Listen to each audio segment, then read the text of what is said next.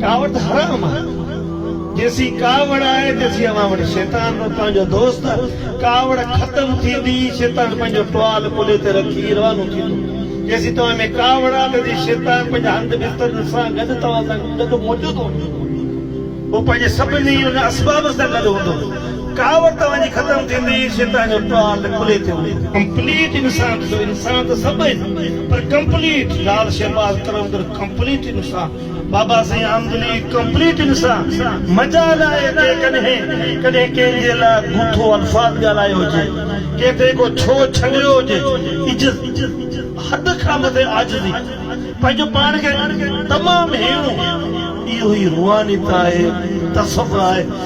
माण्हू घुरनि माल ऐं सभिनी घुरां सितरी उहे माण्हू आहिनि जेके मिल्कियत माल कंदे कंदे हलियो था वञनि पूरा थियो था वञनि।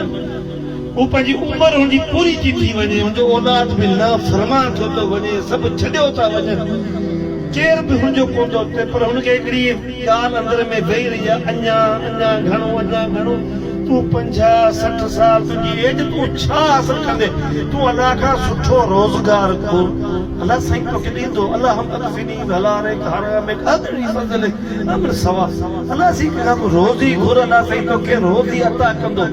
पर उहा रोज़ी जंहिंमें तुंहिंजी औलाद जे तुंहिंजे माइटनि जी ऐं तुंहिंजे पाड़े वारनि मिसकीननि यतीमनि जी लाइ भलाई जो सबबु थिए।